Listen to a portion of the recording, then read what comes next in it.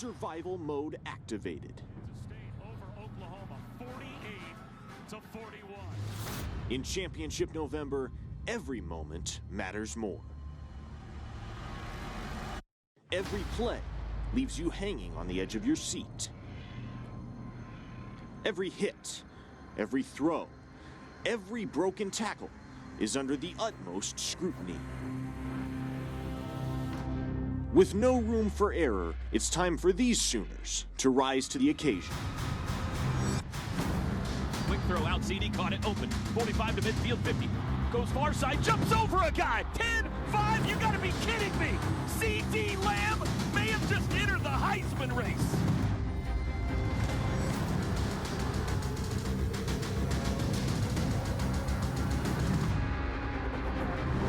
This is Waco, Texas. This is the road to 5 in a row. And this is Gameday U.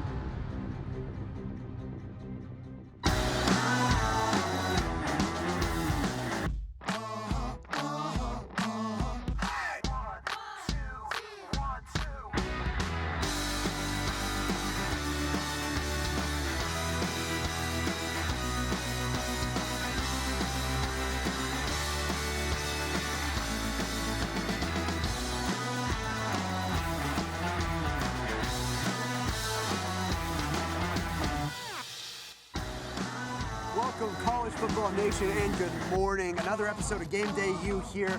I'm your host, Sam Brown, and with me is our lovely team, as per usual. A little bit of a switch up here. Shiloh Sellers filling in as an analyst today. And then we've got our usual Christian Nunley and William Sule. Guys, we are here in Waco, Saturday morning. The Sooners and the Baylor Bears kicking off tonight. The fireworks are going to be, it's going to be incredible. I mean, the excitement is building up by the minute. What are some of the emotions running through your head right now? This place is going to be loud. Yeah. I'm excited. I'm a little nervous. Obviously, I want OU to win, but with their gameplay lately, it makes me feel a little on edge. I do think that regardless that this is going to be a great football game, like just if you are coming from the perspective of I just love watching great football, then tonight's game is your game. Yeah. Oh, absolutely. And in years past, every game here in Waco is always electric.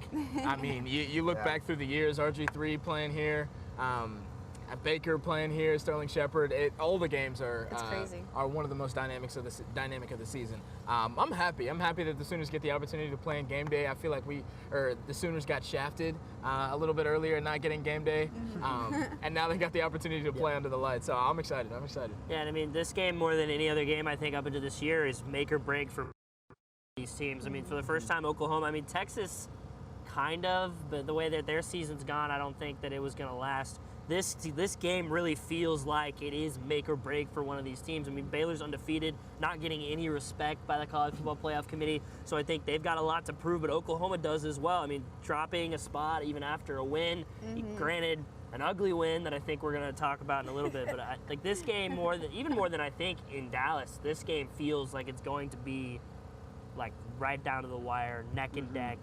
Like, these are two really good football teams, and I'm really excited to watch and see how it unfolds. Very, what's the word? Nostalgic. Yes, very. See, I got that one off the top of the head. Very nostalgic. Good work, very, Sam. Good work. You know, in K-State when we were there was just so much pressure from the crowd. I mean, it was like a crazy, wild kind of environment, and it was their homecoming, and that's a big reason why. But I don't expect for it to be any less here. I expect it to be louder. I know. Yeah, absolutely. I think that, especially even though the OU Texas is between UT and Oklahoma, I think there always is a little bit of just natural Oklahoma schools versus Texas schools rivalry. And so I think it's going to be wild. I imagine that I'm going to be sitting in the press box and I'm going to be like, whoa, I can literally hear everything and I'm so far away, like how it was at K-State. So that also just kind of adds to the energy along with it being a night game, which I think everyone is excited to have another follow-up night game because those 11 a.m.s are killer for everyone. Yeah, something about true road games. You really, watching on TV, I'm sure you understand, you hear how loud the crowd is, but being there, you're like, wow, this is electric. At Kansas State, you see all the entire student section doing their thing, and they're going crazy, and you see Wiley doing his push-ups, and it's like, Oh Scary. man, yeah, and then they get an ounce of momentum, and it's like, Yeah. oh That's all it Lord, Sooners need to take advantage of it. Yeah. So we'll see if they can hop on it early. Yeah, let's we'll dive into the Baylor game a little bit later. But let's first talk about the win last Saturday against Ohio State. Iowa State. Sorry, Iowa State. I wish it excuse was a me. win over Ohio State. That would have been Probably a so lot better. dope. Probably been a lot Talk about better, yeah. nostalgia. Jeez. Yeah, Iowa State a win, 42-41. I mean, the Sooners' backs are against the wall now. It feels like after that game. The Sooners almost 500 yards of offense, but Iowa State in that second half completely dominated Oklahoma. Shiloh, what did you see out of that game? I mean, honestly, I saw a complete breakdown out of OU. They came out at the first half firing on all cylinders. I felt like I was like, okay, we're back, we got it, you know? And then that third quarter came around and I was like, what happened? Like, what went on in the locker room? Like, are you being an alligator? What, I don't know. Did you forget to eat the rat poison? I don't know. Yeah. Like, it was wild. I mean, point blank, the secondary was not getting the job done. Like, over and over again, you saw missed tackles. You saw it take, 3 or 4 guys to bring down one. Like, it made it look even harder than I even imagined tackling someone is. So it was wild to me just to sit there and watch it. And I remember tweeting out, and I don't know how many times, why was he left wide open? And that was consistent through and through. I don't think Iowa State's a good team, and it's nothing towards them to sit and say, oh, we should have beat them terribly. But like whenever you play a decent team and then you play honestly like it, you're just like playing a Sunday game or something, like let's just go hum this. Yeah. It's like, what did you expect was gonna happen? Just the simple fact that there were fumbles, that there were no turnovers, that neither side was working and neither side could bail the other one out of the opportunities that they were missing. Yeah. And that's why a huge comeback. I remember standing there at the end zone watching that 2-point conversion take place in the fourth, holding my breath. Yeah. Like, they're gonna win this. Sheesh. They could win this. They could take this right now. What is happening? And thank God for Parnell Motley. Finally, if you want to call Haven't said that a that in a turnover, while. it's not Yeah. even really a turnover, but I guess I'll take it. Like, it was crazy. Like, I don't think anyone wanted to be on the edge of their seat. I mean, for crying out loud, Iowa State was the only team in Lincoln Riley's tenure so far that has beat them at home. And so for us to be in that same position again, for it to be that close again, I'm sure Lincoln Riley was like, oh no, Here it is. not again. Here we go again. I can't let this happen again. Yeah, one thing I think is important for Sooner Nation to understand, we won, Yeah, True. wins a Oklahoma win. won. A win is a win. The season And is still it, alive. it seems like everybody within Sooner Nation is kind of thinking like, oh my God, we suck. This is it. We can't do anything. But we won. We found a way to get it done, and that's exactly what we did. We needed it too. Sure. Or Oklahoma needed it. Excuse Yeah. me. I think the time of possession was a really crucial thing. In the third quarter, it seemed like Iowa State would Had the ball the whole time. get possession and run the ball down. 8-play drives, take up Sure. 8 minutes of the clock, and just annihilate that defense. And missing tackle was a key aspect in that, shall I say? I really didn't like what I saw in the third quarter out of Oklahoma's run game. It seemed like they weren't really able to get their footing. Jalen Hurts really never seemed comfortable in the pocket. He was holding the ball a little bit. I'll talk about that later. But it didn't seem like Oklahoma felt like in the second half it was their game to win. It seemed like they were trying to play not to lose, and they almost did that. Yeah, no, I agree wholeheartedly. And the team just looked scared in the fourth quarter. Which, Oh, yeah, if you're going to be an elite program like Yeah. this Oklahoma team is, you can't be scared. You can't be scared like that. And I think we've talked off air. I just don't believe I don't know if it's a leadership thing. I don't know if it's a culture thing. I don't know if it's coaching. What the problem is there. But when you get knocked down, they have not. When they've got knocked down twice, and they barely got off the mat against Iowa State. They didn't get off the mat against Kansas State. This team has got a lot of problems they need to fix. And one of those, to me, the most glaring problem is the takeaways. This team, Alex Grinch from day one, since he got hired, his job was to get takeaways. Was to take the ball away from the other team, create momentum in your favor, rather than waiting on the other team to give the momentum to you. Rather than trusting your offense. And while this offense has been trustworthy in the past, it has slipped up, and you talked about it. Jalen Hurts and this offense have been, while they're still the best offense in the country, they're not the same elite team. Like, they haven't been on the elite level they have been in the past, and that's where the defense needs to step up. They haven't had, the defense hasn't forced a turnover since September, since Texas Tech, which seems unfathomable. And my video is literally Parnell Motley laying on the ground like this in Cobra, like surrender Cobra, because seems like he does that Parnell every Motley week. can't. Every week he feels like he's laying on the ground, just so upset because he drops what looks like just the easiest interception in the world. I mean, I would say he had it in the breadbasket, in the cookie jar, and Parnell Motley just let it slip through his fingers. And like in the last 5 games, this team is -7 in turnover margin. They started really strong this year, and after UCLA, they were in the top 25 in turnover margin. They are tied for 99th right now. 99th. Not a good look. Tied with Oklahoma State. Quite the 99th, drop-off. but -4. It's unacceptable, and if this team really wants to be an elite program, it has to be better both offensively in Jalen Hurts and the rest of the team. Like, I mean, CeeDee Lamb has arguably been the best player on this team. Oh my gosh. Turned yes, the ball he's a over. monster. He's a monster, but he turned the ball over against us. Right. It's unacceptable. Jalen Hurts has been turning the ball over, and this defense has not forced anything. Yeah. Which, if you're going to keep letting them get momentum, it's just going to keep hurting you, and it's going to keep hurting you over and over. That's and over. that's the thing. Everything that you guys have touched on so far is mental mistakes by Oklahoma. It's Yes. nothing that the other team is doing to provide a challenge for Oklahoma. So that's a big thing this week is the adjustments. And with the big game against Baylor tonight, let's hear what Lincoln Riley and some of the players had to say about the matchup. And played as good. I mean, we've done it in spurts. I've had spurts where we haven't tackled as good, and we've continued to put ourselves in a hole where we got to play really well. If you're not getting turnovers, we obviously got a critical in there at the end of the game that was great, but definitely some things we need to do better. End of the day, we got no excuses, man. We got to get turnovers, man, and turnovers equals victory. If we're going to be the team that we want and have the run that we think we can have here, we know we got to get some of these leaks plugged, and we got to get them plugged now. I mean, we just have to get to the ball. I mean, if we can all fly around and get to the ball, more takeaways, we'll get more takeaways. We'll get the ball out. So it just boils down to us flying around, just making plays. We have a standard around here that we want to play to,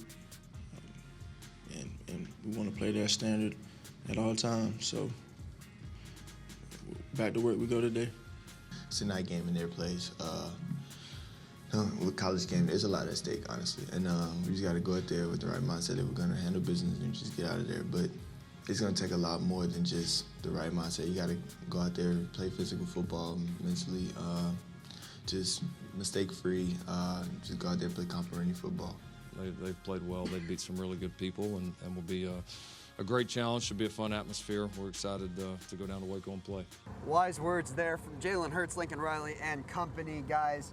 Big game tomorrow night, and it seems like the mentality is set, but all that matters is whether they can execute out on the field. But what did you make of what they said throughout the week? Really, they nailed it. It was turnovers. Turnovers, just like Sule said, is killing us. I mean, honestly, the whole Grinch mentality has been about getting turnovers, and if anything, I feel like our offense have been giving them away more than our defense has been taking them. You're not wrong in saying that. Right. That Whenever mathematically, that's some math we can Mathematically do. Some quick maths. By William Sule Some quick yourself. Right here. Quick math. We can do those. It's just 1 and 2, and right. it's nothing hard. I mean, Hey, let's not whenever rack our you brains. give the ball away, with the opportunity you get it. I mean, you talked about possession and the time that they had. I mean, they literally gave the ball away, was like, hey, have it, and then would get it back and was like, nah, never mind, you can have it again. Like, it was, I mean, it was like just watching Iowa State's offense versus our defense for the majority of the game last week. Yeah. And they can't afford to do that with Baylor. Yeah. Baylor is too solid of a team to give them those types of opportunities. I mean, the very first one is going to be a nail in the coffin. As soon as they get behind, it's going to be extremely difficult for them to be able to fight their way back. And I think that that is one thing they have to keep in mind tonight. Yeah, and I really like what Lincoln and Piedmont said. They said they were not flying around to the ball, and were really missing tackles all over the field. Yeah. And that, I think that leads into what we talked about, the time of possession. If you're on the field and you can't get their offense off on third down, No, by they missing, couldn't. They couldn't do it all afternoon. And missing tackles is a key reason why. They miss tackles on third down. Guys get up the field, get a little 4-yard scamper, and they're doing just fine. And the takeaways is something, I mean, we have all talked about it already in these first, 5-10 minutes. It's abysmal. It's terrible. They really need to work on the turnovers because teams are just going to gash them apart when they're just sitting on the field the entire time. And like the defenses, as long as they're on the field, you're human. You get tired. And we don't have as many guys. OU doesn't have as many guys to rotate in as they would like to. So they need to get off the field on third downs. Yeah, especially with injuries to Kenneth Mann in this game, it's going to be really hard. Like this, like you said, this defense and especially the secondary are not a particularly deep unit, and I definitely think that they're going to be struggling to cope with Denzel Mims and some of these Baylor wide receivers that are. I mean, Denzel Mims is a beast. Yeah. Like he is a monster. Just that was my big takeaway from their game last week. Like you watch them, like he is like the Allen Lazard, those kind of wide receivers, that have torched Oklahoma in the past. Those big guys that can really go up and get the ball. So I think that's something that the Grinch and this defensive unit really have to do a better job of. And I think that's going to come down to Delarian Turner-Yell and Pat Fields. Like those are those safeties. Like can they keep guys like that contained? And if they can keep contained, they could like do the things that they're like. That's when you're keeping people contained. Like that's when you're able to make those, like when you can blitz more, when you can do the things that you're doing, when you don't have to commit resources to other parts of the field. And something that it wasn't in the pressers package, but I was in the Iowa State press conference last week, and their head coach Matt Campbell talked about how if Iowa State wants to win football games, they have nearly perfect in executing every single quarter for Iowa State to win football games because they can't rely on talent alone. And to me, that spoke to also like a little bit of a backhanded diss to Oklahoma because Oklahoma is not executing on every side of the ball in every quarter. Like they'll come out, they'll get a lead, or they'll get behind and they'll like work by. Like they have not executed from start to finish in a month now. I don't think. I would argue ever, honestly. I would argue ever. I have not seen them play a full 4 quarters to the caliber that I can. I hope you mean like this season, and not in the history. Obviously, we're talking about this. Yes, You're about to scare the crap out of me. But this, I would argue, like ever this season, we haven't seen that. I mean, I would say like the most we get out is like 2 quarters, and then it kind of starts wavering off. One side starts losing it. Exactly, and to my point, that's not going to be good enough tonight. Exactly. Like if they're going to play this Baylor team, which is incredibly talented, have grown a lot this year, and they keep getting better. Whereas this Oklahoma team looked like they had peaked against Texas Tech and then have gone downhill since then. So it'll be interesting to see, like, can they execute from start to finish tonight? Yeah, like you said, Baylor extremely talented. Denzel Mims had a good game against Oklahoma last year, so definitely someone to watch for. And yeah, like you said, the takeaways, we got to get them. As simple as that. Got it. That's going to be it for now. We'll talk about the OU and Baylor game later on in the show, but when we come back, we've got a recap of the game of the season, plus a look ahead for the Sooners. Don't go anywhere.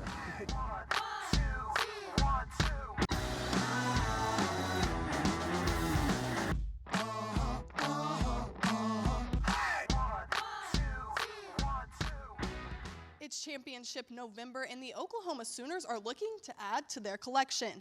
Coming off a nail-biting 1-point win over Iowa State last week, the Sooners are ready for another. Today they take on the Baylor Bears down in Waco for the Big 12 matchup we've all been waiting for.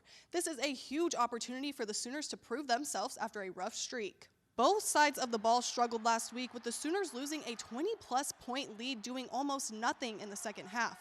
The offense looked unrecognizable, giving the ball away twice and scoring only once in the last 30 minutes of play. On the other side of the ball, the defense failed to create takeaways for the 5th consecutive game. Despite the messy win, this team knows what they have to do to get the W tonight. It's going to take a lot more than just the right mindset. You got to go out there, play physical football mentally, just mistake-free, just go out there and play complimentary football. You know, everybody has to be willing to look themselves in the mirror and ask themselves, what could I have done better to help this team, you know, play to the standard we want to play to. And I think that's what we have to do, everyone here. Oklahoma has had big wins in Waco in the past, and they need another one tonight in order to keep their playoff hopes alive. But this undefeated Baylor team won't make it easy. The Bears are the Big 12's top scoring defense and the number 2 team in total defense. So the nation's top offense will need to show why they are number 1. A win today would be the Sooners' 19th consecutive victory in November, but a win for the Bears will keep them undefeated. But if any team can end the streak, it's Oklahoma. That's exactly what they did 4 years ago in Waco. The stakes are high, the stadium will be packed, and the Sooners need to make a statement. Be sure to watch Oklahoma and Baylor battle it out tonight in McLean Stadium at 6:30. Meredith Mulkey, Game Day U. Welcome back to Game Day U outside McLean Stadium in Waco, Texas, ahead of the Oklahoma-Baylor game on Saturday night primetime, guys. We talked about it a little bit, but for now, let's talk about the game we talked about last week, LSU-Alabama. Now, before we dive into the game itself, wild. I think it's fair to point out to the people that all three of us picked Alabama on last week's show. And for that, I think we'd like to collectively apologize to the Louisiana State University community. We did not mean to disrespect your team or your program. No, you can apologize, but to me it was like a double reverse psychology thing where like I wanted LSU to win and I know about the commentator's curse, so I was like, let's pick Bama and then let's see what happens. Yeah, so, you're welcome, LSU. This is a guy backing You're up welcome. his take is You know, all I'm hearing. I said You're I wanted welcome. LSU to win. Deep down, I thought they had a good chance, but it was too hard to bet against Alabama. Yeah. At home. At home. It really They were was. a 6-point favorite. But yeah, which was ridiculous. I blame Vegas. They psyched me I out. blame They Vegas. psyched me out. Don't blame us. Blame Vegas. How many times have you said I blame Vegas? A lot. So many times than you want, Too many right? times. Way Too too many many times. times. Yeah. Hey, let's talk about the game. Like I said, LSU comes out on top 46-41 in an offensive shootout. Both teams though, with over 500 yards of offense on the night. Shiloh, I mean, out of all the crazy things that happened during that game, what stood out to you? I think it's the same thing that stood out to literally everyone. I mean, I feel like my take's gonna be pretty standard. Joe Burrow. Yeah, absolutely. What a dude! I mean, man, He is that guy. Yes, he is. I mean, just his poise and like watching him, you can really see kind of the wheels turning when he's in that pocket. He's reading the field well. He's being able to make beautiful long throws, make little dart passes, little slants here or there, taking the ball when he needs to take it. And you know, I think one key thing that you can see in him is that he's passing it around to everybody. He trusts who is there. And I think that is so crucial for any quarterback to really be able to make something happen, is to really be like, oh, he's open, let's go. And there's no second guessing. He has a 78.9 completion percentage, which is just crazy. I mean, he is dominating the game. I feel like everyone was like, oh, who's going to win the Heisman? There's Tua, there's Jalen. And, you know, we talked a little bit earlier this week. Now it's Joe Burrow and everybody else. Yes, absolutely. He ran away with that win, and he put that Heisman in his pocket when he was running. I mean, heard it here first. Right. He averaged. It's a lot of focus. He's averaging about 10.7 yards. I mean, that's a first down. I mean, and you can't really ask for more than that. As long as you're moving those chains up and you're getting it done. I mean, he is a beast. I definitely think that he could be the guy who gets it in New York. Yeah. It's his to lose right now. Honestly. Absolutely. I could agree. And my biggest takeaway, kind of a compliment to your takeaway. Early on in the game, we saw Joe Burrow light this Alabama defense up. Absolutely. Time and time again, he was finding guys down 15, 20 yards down the field, and they were marching down Alabama field. And once I say Alabama got kind of adjusted to it, that's when the LSU run game was really able to pick apart this Alabama run defense. It seemed like every time Clyde, number 22, the LSU running back, touched the ball, he was lighting these guys up. And it wasn't like it was big chunk plays at a time. He's running for 4, 5 yards at a pop. And then Joe Burrow takes a keeper 10 yards. You said he averaged 10 yards a carry. No surprise there. He was picking this defense alive all afternoon. 40 carries for 160 yards for Clyde Edwards-Helaire. Alabama had allowed 6 rushing touchdowns on the season. Clyde had 3 that afternoon. It was an excellent showing for LSU run game, and they really showed that Alabama could have it taken to. And I said last week that LSU needed to take advantage of the Justin Jefferson-Joe Burrow connection. And they didn't even need that. Jamar Chase had 7 catches for 160 yards. They did it just fine themselves. It was so impressive. Justin Jefferson had a great game, don't get me wrong. But I said they needed to have Justin Jefferson. I was wrong. Jamar Chase had himself a day. Yeah, and I'm going to go in even a little bit more on that LSU run game. Like, Clyde Edwards-Helaire was the guy, to me, I mean, obviously Joe Burrow is going to get all the plaudits today, but it's kind of like this team, he's a lot of like what Kennedy Brooks, I think, can bring to this Oklahoma team, that what he brings to LSU. 20 carries, 103 yards, 5.2 yards per carry, 3 touchdowns. In addition to 9 receptions, 77 yards and a touchdown. Like I was putting together the highlight reel for this guy. It was hard to pick. It was hard to pick which one was the best. Like I think the first 4 are touchdowns, and then there was a couple more where he was just running over people. Right. There was one play that really impressed me that I think is what he brings to this team, because Joe Burrow really trusts him. There was a time when Joe Burrow was really under pressure in the pocket, and who does he look for? Clyde Edwards-Helaire, who makes an incredible catch below his knees to grab the ball and run for a first down on a 3rd and 10, which seems like maybe not as important as the touchdowns. But to me, when you have a running back that can be that dump-off guy, that can not just only get maybe 5 yards, not just get 6 yards, but keep the drive alive. Get the first down and keep the drive alive is huge for a team like this, especially when this offense maybe not be clicking. I mean, they obviously were clicking against Alabama that night, but it's not always going to be that way when they face a Clemson, maybe a Georgia in the SEC championship game. When you have those threats and when you have that ability to go to the run game, like, I mean, he literally scored the last 4 touchdowns for LSU. Yeah. Clearly has a little bit of the clutch gene right in there, a little ice in his veins. Yeah. I mean, he had 2 second quarter touchdowns, 2 fourth quarter touchdowns. Like, the man carried this team. And I don't know if you can really go as far as saying carried, because obviously Joe Burrow was incredible himself. But that run, his final touchdown, he just was manhandling people. Yeah, it was red zone. They were an excellent compliment to Joe Burrow and his ability to pass the rock. You know who Joe Burrow kind of reminds me of? Kind of a tall Baker Mayfield in terms of his time at Oklahoma, and the way he's finding all these different receivers and he's accurate and everything. I'm kind of seeing glimpses of that.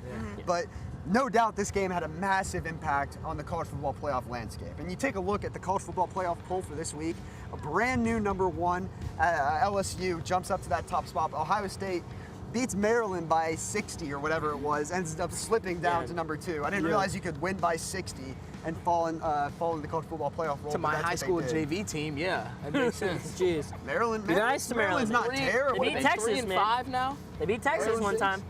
Not this year. So LSU and Ohio State 1 and 2. Clemson, the defending national champions, at 3. Georgia, just 3 weeks after losing to South Carolina, sneaks back into the top 4. They're at number 4, and then the first 2 out, Alabama and Georgia. Guys, it's chaos right now at this point. What do you make of everything? I think LSU, rightfully so is at that number 1 place.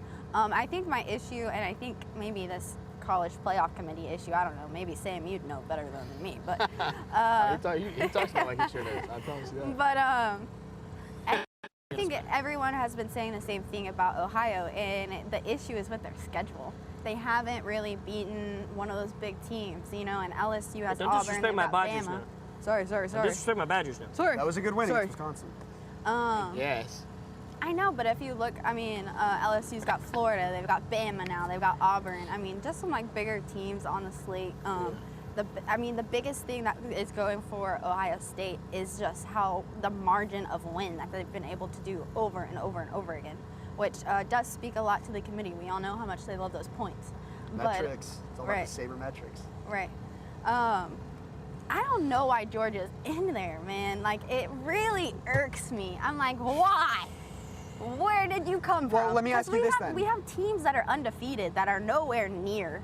So let me ask you this then. Do you throw Alabama, 1 loss Alabama in? Do you throw, Oregon, who's at a 1 loss? Minnesota is undefeated now. Listen, I don't understand why Alabama is getting so much flack for losing to the best team in the nation. Right. Like Georgia, they only dropped 2 spots. I mean, I understand that, but like people are like Alabama should be at the top 4. Like I understand what a 1 loss might mean to you, but it was a 1 loss to the best team. Yeah, best loss in the country. One of the the best loss in the country and one of the best games of the season. So, like, yeah. And a close loss at that. Yeah. The thing I don't understand, and I'm having a hard time, is how Georgia is fitting into this top 4. Me either. It's like Penn State last week. They've got a lot. Irks me. Ooh, well, Penn State was undefeated. Yeah. But, not for long. No, I'm with you for sure, but like I think anyone in the upper Northwest is sitting there and they're like, how is Oregon not ahead of Georgia? Oregon's loss was to a good Auburn team. Yeah. Like a good Auburn team. Like I agree with that. They're I think they're 11 right now. Like that's a good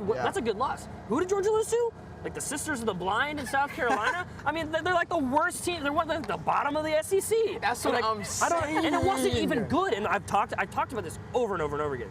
Like they looked terrible in that South Carolina. Like Oregon, like was competitive. Like it took a Bo Nix drive to seal that win for Auburn. Like Oregon could have easily won that game. Georgia was never. I mean, they took them to overtime when their starting quarterback went out. Like at home. At home, it was like ugly. it was ugly. Yeah. And they are somehow in the top 4, and it just confuses me because I don't understand. Like if there just needs to be one. Like, and this was it's been the complaint the whole time. There just needs to be a set like standard, because if it's quality losses, then it's not Georgia. If it's quality wins, then it's not Georgia. Right. If it's strength of schedule, then it's not Georgia. It's just that they're Georgia and that they weren't even in it last year. So like it just boggles my mind. I don't understand. So let me ask you this: you guys putting in Alabama at 4 then? No, I put Oregon. You put Oregon at 4? I mean, I don't know.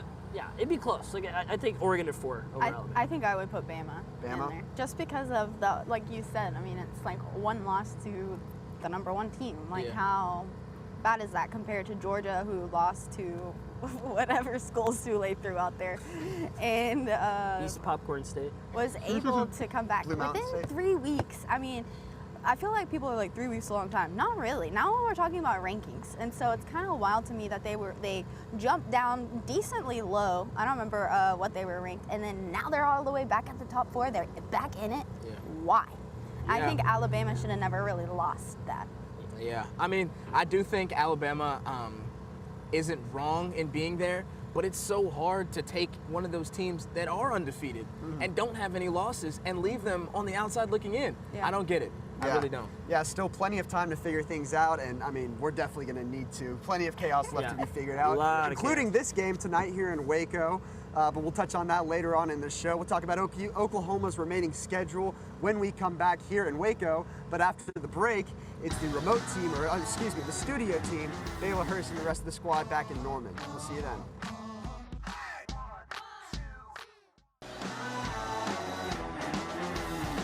Hello, hello, you know what time it is. It is time for Game Day U here in the studio of the illustrious Gaylord Hall on the campus of the University of Oklahoma. I'm Baylor Hurst here with my analysts James Myers, Caroline Grace, and Austin Hernandez. Guys, how are we this morning? Doing good, ready to go. It's a big day. Yeah, well, I'm glad to hear it. Hey guys, before we dig into this week, let's take a look back at last week in college football. Here's Parker Thune with the top 5 plays of week 11. Well, with Veterans Day falling earlier this week, it's only fitting that our top plays begin up in West Point. Army hosting UMass, and quarterback Jabari Laws decides to keep it on the triple option. 83 yards later, he's all the way home. Army cruises to victory over the Minutemen. Let's kick it over to the SEC. Tennessee and Kentucky. Vols trailing by 3 in the third quarter, but it's Jarrett Garantano up top to Josh Palmer. Now, this is initially ruled incomplete. However, you're going to see the replay here from several angles, and Palmer does indeed get the left foot down. Now that phenomenal catch would end up being the decisive score in this one, as Tennessee gets up and out of the Bluegrass State with a 17-13 victory. Florida State and Boston College. You talk about yards after the catch. How about DJ Matthews? Gets the crossing route from James Blackman and does all the work himself. 60 yards to pay dirt, complete with a swan dive at the end of this play. Unbelievable catch and run. Next up, Baylor and TCU. Horned Frogs down by a touchdown in overtime. 4th and 9. They need this play. And Max Duggan gets it to Valence Hunt, the first collegiate touchdown for the wideout. This was ruled incomplete by the referees on the field, but as you'll see on the replay here, Hunt gets the right hand down before he lands out of bounds, and it's a score. Now, Baylor would go on to win the game, but what a fantastic catch by Hunt. This is not the play that would take the top honors, though. Notre Dame hosting Duke. Those Golden Fighting Irish helmets are the stuff of college football lore, but they give the Blue Devils a little assist on this play. Ian Book's pass glances off Javon McKinley's noggin into the arms of Michael Carter. A bizarre play is your top play of Week 11. Stay up to date with Game Day U on social media and vote for your favorite play of this week, and we'll reveal the winner on next Saturday's show. Hey, thanks, Parker. All right, it's time for Game Day U to go national. Let's hit some points from all over the country, starting with heroes and zeros. Now, we had some great performances and some not so great ones this week across the country, but let's start with the positive. James, who was your hero of Week 11? You know, I gotta be honest, last time I was on the show, it was down in Austin where this guy was my hero, and he's gonna be my hero once again, but in Tuscaloosa, I'm talking about no one else besides Joe Burrow. If we're looking at it right now, this man was a monster against Alabama. He goes 31 of 39, almost 400 yards, 3 touchdowns passing. Right there, number 1, Jamar Chase is his favorite target of 140 yards on the day, but that's not the only receiver getting love. Number 6, Terrace Marshall Jr. also getting a touchdown there. Joe was mean. He was mean, Joe. Just carving up that Bama defense all up and down the field. Take a look at this right here. Down in the red zone, he passes it between 3 Bama defenders. He makes that pass. This was Bama's first loss in the stadium since 2012, and honestly, I gotta be real with you. I think it's well-deserved. I think absolutely Joe Burrow, hats off to you, my man. You did well. Mean Joe was James's hero. What about you, Caroline? So I'm going to go with something a little bit less obvious, but it's really hard to not talk about this Minnesota defense. So with that, I'm going to go with a leader of their secondary, and that's Jordan Howden. So just to refresh your memory, he's the guy that caught the interception in the end zone to seal the deal for the Minnesota win. Now back to the defense as a whole, they have 44 total tackles, or he has 44 total tackles this season, excuse me. But as the defense as a whole is 44 third down conversions and 17 QB sacks for a loss of 127 yards. Now, what really impresses me about this guy is that he's covering up his mistakes. He's fast, and guess what, guys? He's only a sophomore. That was a huge win for Minnesota, and he sealed the deal with a beautiful interception. So, you know what? For me, say less. Am I right, guys? I mean, this guy just attacked the field all night, and he sealed the deal for that win, and that's all. I mean, say less for me. That's it right there. It's a big-time moment. Yeah, it is a big-time moment for a sophomore. I love watching young players make big plays like that, and a win at home against Penn State, the number 4 team in the country. It says a lot, and I'm anxious to see what the rest of the season looks like for this Minnesota team, because they took down the number 4 team. I mean, I'll be surprised if they don't give Ohio State a run for their money. I know that's kind of a hot take, but I'm here for it. It's going to be interesting how it plays out, but I mean, like you said, big time thing for a young player. So you love to see it. You love to see it. Love to see it. All right, Caroline wants you to say less, but Austin, I say more. Tell me your hero for this week. My hero for this week is it's definitely not no Joe Burrow, but he's going to come out of Virginia Tech. That's quarterback Hendon Hooker. The Hokies took on Wake Forest, who were coming into their home 7-1 at the time, and Hooker stepped up big, 15-23, 242 yards, rushed for 69 and a touchdown, and that's exactly what you want from your quarterback. When you play these big-time games, you look towards your quarterback as one of the guys that's going to help you get through it, and that's exactly what he did. Wake Forest, a pretty good team coming into their home, but the Hokies, they were in sync, and that's exactly what you want. Hooker stepped up big. He was firing on all cylinders. He got everybody involved. He stayed composed, and you couldn't ask any more from the kid. He did a good job, so that is going to have to be my hero of the week. All right, well, thank you very much, Austin. But as you know, all right, some players didn't play so hot this week. James, who's your zero? Well, actually, you're talking about players here, but my pick is not a player, it's not a coach, it's actually a fan base. What? I'm talking about OU's fan base is my zero of the week. Let's just take a look at this and be honest real quick. For the last 5 games, fans have complained over and over and over about 11 a.m. kickoffs. Well, finally, they got what they wanted. Big kickoff that night against Iowa State, which is a pretty good team. So here at the game, as you can see, it looks pretty nice in the first quarter. Fans are piled in. It's a little bit chilly, but hey, no big deal. Got some enthusiasm going. Now look at this. This is the third quarter. You can already see people in that top corner starting to leave. This is a top 10 team in the country, and you're leaving a night game. Then our mascot over there on the wall, just bummed out. And this is right after we secured the game when the 2-point conversion didn't go. Look at that top left student section. empty. So I have to say, although the fans may not be a big outcome on the game, it is huge for the players, for the coaches, for anyone watching the game to see a stadium empty for a top 10 program. Come on, guys. You got to be better than that. Well, I appreciate you, going after our primary demographic, No. James. I like that. I mean, you want to talk about a I home agree. field advantage, and we don't really have one right now, and it was not that chilly. I like that you bring up Ohio, Michigan. What are they doing? They're staying for the entire game, so I agree. I completely And that's agree. the thing, like with Oklahoma being like a top college football program, like I always said it, compared to other stadiums, it's not as hype, we're not as into it. And so like we need to do a better job. We need to stick to the game, especially in a game like that. Like if we would have lost that game, Exactly. it would have been bad. But exactly. All right, what about you, Caroline? Who's your 0? So again, I'm kind of going the path less traveled, but like James, I'm not picking a player. I'm picking an entire unit, and that's the Arizona State offensive line.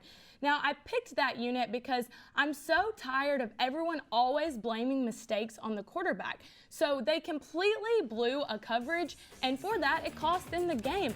Look, it's a pretty simple coverage that they're trying to run there, and look, they're leaving 2 guys wide open, and your right tackles, your left tackles, your offensive line, they're going to be big. They're going to be thick in the thighs, wide in the waist. That's just how they're built. You stick them 10 yards in front of a wide receiver, they're going to block that. The quarterback is looking for his wide receiver. As you can see, it could have been a perfectly executed play.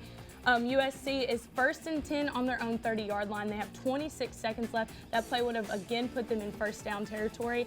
Would have stopped the clock. I have full confidence that they could have come back and beat USC, but they just didn't because of a simple mistake. So I kind of wanted to pick this play to kind of call out people who are so quick to put the mistakes straight on the quarterback. Most of the time, it stems from a mistake that someone else did earlier in the play. So when you look and break down coverages like that, you see there was 3 or 4 mistakes that could have easily been fixed in a simple coverage formation that caused the quarterback. He was pressured, he didn't have enough time, and then he threw an interception, and it cost them the game. It's a good job breaking it down because I agree. A lot of people, they are quick to blame the quarterback right away, but at the same time, you could have a star-studded quarterback back there, but if his offensive line is trash, exactly, he's not going to get anywhere. And I love the term armchair quarterback because the people that sit at home, they're not playing on the college football field.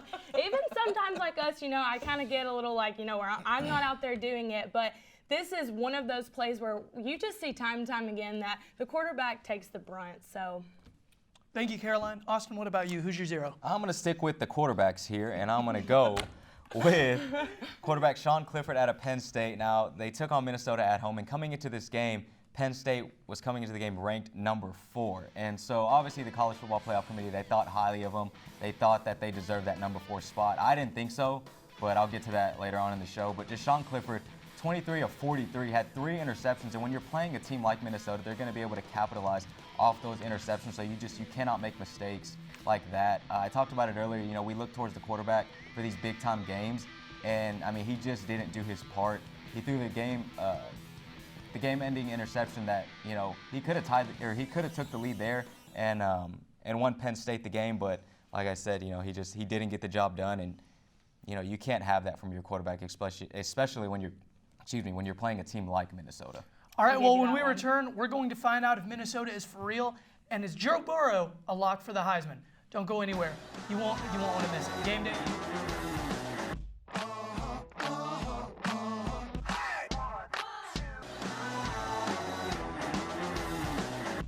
Back here in the Gaylord Hall studios, I'm Baylor Hurst alongside James Myers, Caroline Grace, and Austin Hernandez.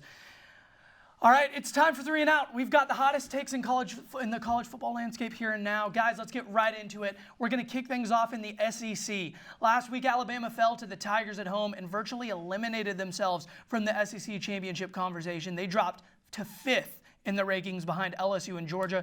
Does Alabama have a guaranteed playoff spot if they win out, or do they need some exterior help, is the question we're answering right now. James, go ahead. I'll be honest with you. Since the playoff was started, it's really been more like the Alabama Invitational, meaning every single year they're in it. But this time, I think Alabama does need help if we're talking about it. Because looking at it right now, count it. Bama's got one one good win this season if they can beat Auburn, because this A&M game doesn't mean anything anymore. Texas A&M has struggled on offense, but they've had a great defense. So Bama's got no wins. Now, they have the benefit of the fact of being in the SEC, but look at this. These kinds of mistakes don't happen for Bama. They look a little bit rattled and not like the Nick Saban teams of the past. And you know, the biggest thing is they're letting up points after points. This defense is supposed to be so stout, lit up 31 to Ole Miss. So I think, you know, last year Bama ranked 12th in defense, and now they're sitting in the 30s. So Bama does not look like the team of the past, and I think they're going to need some help in order to get in the playoffs, or as I've said, the Alabama Invitational. Alabama needs help to get into the Alabama Invitational, according to James. But what about you, Caroline? Okay, first of all, I just want to clear the air because I know that when it comes to Alabama, I'm the first to open my mouth, and it's always kind of in a negative way. But I need to be realistic with myself. And Alabama, if they win out, does not need help to get into the college football playoff. We're acting like they dropped out of the top 10, guys. They moved to number 5, and they have the best one loss in the country. Now, I chose Texas A&M highlights. Sorry, James, I didn't know you were too. But because that's their only credible win. But guess what, guys? It really doesn't matter. Since the college football playoff began in 2014, they have made 5 playoff appearances, and that's not including before all of that with the BCS. And the committee, you know what? Let's just be quite honest. The committee does not know what to do without Alabama in the playoffs. It's getting to the point where it's like a parent with their child, but the parent is Alabama, and the College Football Playoff Committee are the children. They honestly do not know how to tell Alabama no, and I'm sorry, I think that LSU is a very credible loss, and if they're sitting at number 5 and somebody slips up in that top 4, which, well, Georgia's already slipped up, not really sure why they are there, but you know, one bad move on anyone else, we've seen it in the past. I don't know why we're acting like it's not going to happen again. Alabama's going to be that number 4 team. And even if they can't go to the SEC championship, but it doesn't matter. They're going to get in just like they always do. And it's time for us to start being realistic with ourselves. So you think they're going to get a week off vacation then whenever LSU's grinding in the SEC championship, basically? Oh, well, that's happened before. And it's not fair because, you know, LSU, let's say, goes on to lose the SEC championship, and Alabama's sitting at their only one loss is LSU. But LSU had to play an extra game. I agree with you that I want another team to get in just as anyone else does, especially because I'm tired of watching the same teams over and over again in the playoffs. But realistically, no matter what we think about Alabama, it's not what the committee thinks. And they're going to be that team that everybody gets mad about like they do year after year. And I don't think they're the Alabama team that we've seen in the past, but I just don't think it's going to matter much. They stay a one-loss team. They've got it. All right, Austin, split the tie. I'm siding with James on that. I'm going to go with Alabama. I'm going to say that they do need help. Now, Caroline kind of talked about if they win out. I think that's a big if because they have to play a very physical Auburn team at the end of the season. And with Tua's injury, I definitely think it affected him a little bit in this game. And I don't think he was 100% healthy. And the fact that, you know, he did get roughed up a little bit in this game, that does not help a bit. But with Auburn, they have a physical defense as well, so I definitely think that's going to come into play. I know last year a lot of people were talking about, you know, Tua wasn't healthy in the national championship game. That's the reason why they got blown out by Auburn. I definitely think the CFP, the College Football Playoff Committee, they're going to look at that and they're going to say, well, if Tua's not healthy, why are we going to put them in there? You know, if the fans and everyone is going to make that excuse for them, why should they be in there? And I agree. I don't think, you know, the way they played, I don't think that they're going to get by Auburn. I definitely think Auburn's going to get to Tua. He's going to get rattled, and then, you know, Auburn, they could come out with that win. But at the end of the day, I think that as the season goes on and we kind of see how things play out a little bit, the College Football Playoff Committee, they're going to look at that, and I think we slowly see Alabama start to drop just a little bit to where they don't make it in. I hope I'm wrong. I hope you're right. Yeah. Well, at the end of the day, none of us want Alabama in the college football playoff. I think we can agree on that. All right, Minnesota handed the Nittany Lions their first loss of the season, improving to 9-0. Despite being one of the 5 remaining unbeatens in college football, the Gophers came in at 8 in the most recent rankings. Guys, are these Golden Gophers for real? James, we'll start with you. So I hope you guys like nursery rhymes. I've composed one myself actually here for you. Row, row, row the boat gently up the poles. Merrily, merrily, merrily, merrily, PJ Fleck is goals. I think they're for real. Minnesota is actually a team that, they started off shaky here with this game against Fresno State. Going in overtime, an interception seals it. But they're like Charlie Sheen. They've just stayed winning since then. One of 5 unbeaten teams left in college football. How can you argue that? You put up a team against them, and they're going to go ahead and beat them. There's just no argument for me on there. They just beat the number 4 team in the country, a team that the committee thought would have been in the playoffs. So I got to say, yeah, those Gophers, they're for real. Did you somehow cram in your own nursery rhyme and a Charlie Sheen joke into one take? Absolutely. Did you do that? I had to do it. James automatically wins this round for me, but we'll let you guys at least try. Caroline, what is your take? James, I think this might be the only take where we agree on something. Oh my goodness. Okay, write this down, people.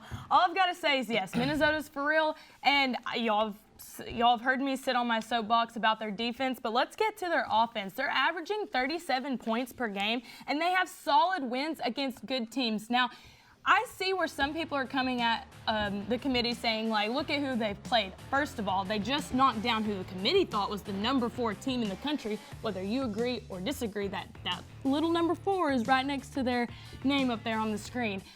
But other than that, the teams they've played are no better than the teams that Oklahoma or Alabama are facing. So I don't see why they're not a lock, and they're working their tails off.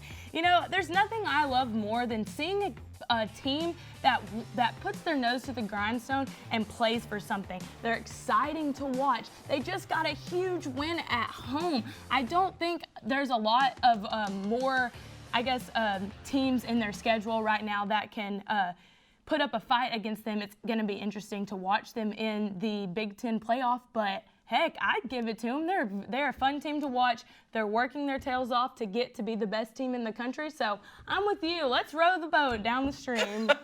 All right. Well, Austin, you gonna agree or are you gonna stray? I can already hear these two. They're about to let me have it for the pick that I'm about to say, but I'm gonna say they're not for real yet. It's gonna take a little bit more to convince me because I don't think Penn State. I know Carolina kind of brushed over. I don't think Penn State was the actual number 4 team.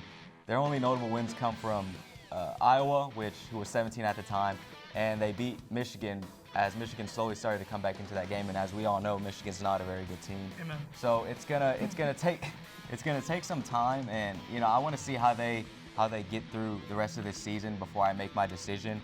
But I'm gonna have to wait it out a little bit. I don't think. Now I'm not taking any credit from Minnesota. They're a good team. I'll give them that. They're a good team, both on both sides of the ball. But as far as rushing and saying that they're for real, I'm gonna have to wait a little bit before I start rowing the boat. Well, okay, I kind of see your side because I touched on that a little bit, but like I said before, whether we like it or not, Penn State was ranked number 4, and for a team like Minnesota to have that and mentally prepare for like, hey, we're about to play the number 4 team in the country, we're undefeated, let's say something. I think that goes a long way for me. Yeah, it does. I would agree. I think at the same time, Penn State, maybe they were even caught by surprise that they got the number 4 spot. So they probably went into that game like, man, we're number 4. We gotta show it, and it got to them a little bit. But they didn't put on the performance they wanted, and it cost them one. It's exciting to see the Big Ten kind of become those top-tier teams again because I'm tired of just the SEC and Clemson or Oklahoma coming out every year. So I'm glad that Minnesota's good. I'm excited that Penn State was ranked number 4 because it made Minnesota's win that much more exciting. But it's going to be crazy to watch how the rest of the season plays out for sure. Yeah, PJ Fleck, he just got that extension. So, big things to come from Minnesota in the future. They're going to be one to look out for, definitely. Mm-hmm. Yeah, Austin, if we can agree about one thing from your take, it's that Michigan is absolute hot garbage fire trash. Yeah. Anyway, Joe Burrow put on a clinic last week in Tuscaloosa in LSU's win over the Crimson Tide. And with that performance, I've got a question for you guys. Is he a lock for the Heisman, barring some catastrophe? Do you think he's got it? James, we'll start with you. If Joe Burrow picked up his cell phone right now, called New York and said, hey, I want overnight shipping with purple wrapping paper on the box, yeah, he could do that because that's how locked this Heisman is for Joe Burrow. We're talking about it right now. This man has set 5, count it, a whole hand's worth of records at his school all ready for his play, and he's about to set another one for passing yards in a season probably tonight. And just looking at it, he has 4 top 10 wins this season. No other quarterbacks got that. He beat Bama at home. The last guy to do that was Heisman winner Johnny Manziel, and he beat out Tua. So I think that when it comes down to it, he's absolutely going to be the guy that gets it. I'm not gonna lie. I kind of think that James is becoming as favored towards Joe Burrow as sometimes I am with Auburn. I think you're getting a little biased there. So do you disagree, Caroline? No, I actually don't disagree. That's why I can't really talk about it much. But, you know, I definitely think that Joe Burrow is a Heisman lock, and I hate to say it because I'm such a Jalen Hurts advocate, but the only controversial ranked team that they've played is Texas. And guess what, guys? If Oklahoma can claim that as a good win, well, so can Joe Burrow. But they have he has more ranked wins than any other Heisman contender, including Justin Fields. I know he's kind of out of the top 3 by now, but some people can argue that he's one of the best in the nation. And a quarterback in the SEC putting up numbers like Joe Burrow is against the best defenses in the nation, I'm gonna say this again, say less for me. That's all I need to know about a Heisman lock candidate right there. And the craziest thing to me, I think, is that if you would have told me this about Joe Burrow even a couple of months ago, I would have looked at you like you were absolutely crazy. But the guy is a maniac, and that's what it takes to win games down there in Baton Rouge. I'm kind of starting to get unsettled at how often James and Caroline are agreeing. It's very. Oh, just wait. But Austin, are you going to be the contrarian? Are you going to disagree? I'm going to disagree. There we go. Now, Joe Burrow, I will agree, he took a big step forward in his Heisman campaign with this win against Alabama, but I think it would be unfair to kind of rule everybody out, especially someone like Jalen Hurts. I definitely think he's the second guy right behind Joe Burrow, and Jalen, he still has games to where he can have some big-time moments. He has the game today at Baylor, which is a primetime game. He still has to go to Stillwater and take on Oklahoma State, which is a rivalry game. So if Jalen can, if he can put up big-time numbers in those games, he kind of jumps right up there with him. But, we know the Heisman run can change, from week to week. All it takes is just one bad game. And if Joe Burrow just has a slip-up, between now and the end of the season, we could see, if Jalen can, continue to put up the numbers and have, like I said, take advantage of those moments against Baylor, Oklahoma State, it could get interesting to see how things play out. Yeah, we had this conversation because in the last show I was on, my other co-analyst was saying how this isn't the Oscars, but, the Heisman voting is literally a vote. There are people, and we have a lot of Heisman winners, so the chances are we're going to have at least 2 people that are voting on this year's committee. And so it does kind of go to who do we think is the epitome of a college football player? And in a lot of people's eyes, that is Jalen. But when you're looking at raw facts and how far this guy has come in the last year, you got to give it to Joe Burrow. Well, as a wise man once said, we will see what happens. After the break, we're going to send you back out to Sam and the gang as they break down the Sooners matchup with the Bears. Don't go anywhere. This is Game Day U.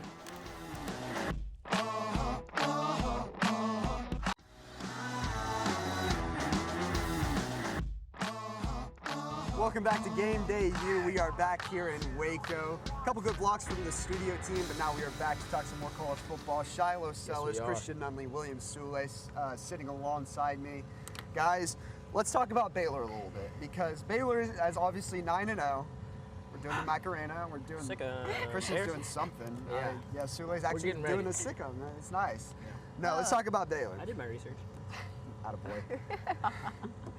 The Baylor Bears are a team to be reckoned with. There's no doubt about it, and the metrics don't lie. If you look at the strength of record, for the folks at home, the strength of record simply looks at who they played and whether they won or lost. Doesn't look at the margin, how convincingly the win was, the outside factors, just the schedule and a win or loss.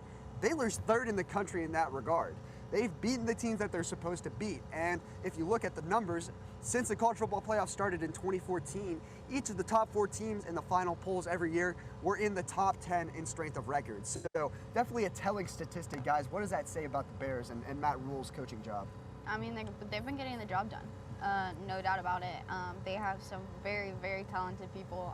Honestly, I would argue that that's the best Texas team that there is right now. Oh, yeah. I don't even think that's really a hot take. No. SMU Mustangs. They would even be second. Like the fact Shane Buechele. I love that Texas and Texas A&M are like the 4th and 5th best teams in Right. Texas. Brings me It's a good so time- much good joy. time to be alive. It's great. It's a great time. Great time. But yeah, I think definitely, first of all, I think that tonight's game is almost like a preview of the Big 12 championship. I easily see Oklahoma and Baylor being there, meeting again. I do hope that it didn't go how it did with Texas last season for Oklahoma, where they lose in the regular season and then get to beat them in the Big 12 championship. I hope they just beat them twice. But I really think that Baylor has an opportunity to take away this win for Oklahoma. However, if Oklahoma can get it together and really play well like they need to play and be kind of firing on all sides and getting all of it done, this is a big win that could really help Oklahoma push them up in the rankings. And I think that's something that they need to kind of keep on their shoulder when they're playing, is that, yeah, we've got a conference title, on the line, but really if they want to get back into that playoff running, this is the team that they've got to beat, and they got to beat pretty badly in order to kind of show like, hey, we're still here, we still got it. I think it's pretty important to note that they don't really recognize the margin of the wins that they have. I really didn't know that, so thanks for that information. I did my research last night. I was looking up the definitions and everything. Smart man. But to your effect, I think in order for OU to come out and be dominant, they've got to play a full game, and that means playing the full 60 minutes, not taking a break in the second half, as we've seen time and time again. But I really think Baylor's ability to beat who's in front of them is important. The Sooners haven't been able to do it, and their loss to Kansas State. A lot of teams do manage to fall by the wayside and lose a game here and there. And I think it's important to note that Baylor hasn't done that. They found a way to stick games, and they found a way to win. It's gotten close, don't get me wrong, but they found a way to get it done. And that's the most important thing for any team, is to win games and to beat whoever's in front of you. And that's exactly what this Baylor team has done. Yeah, and I mean, we talked about it earlier in the show. Like, Sooner Nation was pretty upset at this Iowa State game, even though it was a win. They call them Baylor Nation? I don't know. Bear Nation, down, whatever. Bear down, right? The Baylor I like faithful. saying Bear Country. That works. We're in Bear Country, whatever. The Baylor faithful were not upset. Half of them are like, They have this year is already exceeding expectations. Bad joke. And I think that they have just found a way to win ugly. And that's probably why they're only 13th in the college football playoff ranking right now. And that is what is on the line for them. They have a lot to play for, and they have proven that when they get knocked down, they can get back up and keep fighting. They were losing that TCU game for a really long time. And a lot of people thought they were down and out. They came back and they won. And another thing I think we got to keep in mind, they have a kicker who has proven that he can make that kick, make the game-winning kick. John Mayer is his name. Literally, they asked him, how often do you get mistaken for, the John Mayer? This guy, the kick, not mistaken, but he's like, when people, he's like, I Google my name sometimes, and it's not ever me, But that's unfortunate. A few times now, it has been him, because he's made game-winning kicks. That is, if it comes down to a dick or the kicker situation, they have a guy who can make that happen. So I don't think Oklahoma wants to get into that situation. No. Yeah. Gabe Burkich is a pretty good name too. I think a little better than John Mayer. Burkich. It's a very strong name. Yeah, you think there's 8 vowels in that thing, but there's one. There's just one I, just right in the middle. I really hadn't put much thought into how many vowels were in his name. Have you ever seen a last name or a first name for that matter with a B, an R, and a K just back to back? I cannot. And it sounded itch. Not off the top of my head. Itch. Yeah, it's a heck of a name. So when we look at this Oklahoma and Baylor game and all the talent on both sides, the Saber Burkich, or just the Saber Burkich? No, we're getting off track. We'll workshop it. We'll workshop it during the break. So when we look at this game, OU and Baylor tonight, tons of talent on both sides of the ball. A lot of players have the chance to make an impact or really decide the game, but what is one X factor on either side that you're really looking at? So for me, it has to be Jermichael Hasty, just because he can do a little bit of everything. He's very versatile when it comes to handling the ball. Currently, he's averaging 5.8 yards rushing. Out of 79 attempts, he's got 461 yards. That's a big number. Yeah. And he hasn't stopped there. One thing that I really, really like is applying the eye test. And watching him play, just the sharpness of his movements his way to kind of like barrel into guys and spin out of it and work for each yard. Like each yard you can tell is precious when he's running. And that is a mindset that every running back really needs to have. I know that sometimes, kind of like you said, small runs, 4-5, can easily be looked over. And this guy's not one of those guys. And on the other side of it, he also is receiving the ball well. So for 18 catches, he's going to have 156 yards. He's averaging 8.7 yards when he's catching the ball. So honestly, he's a guy that Baylor can go to in any kind of a situation and can get them out of it and get them down the field.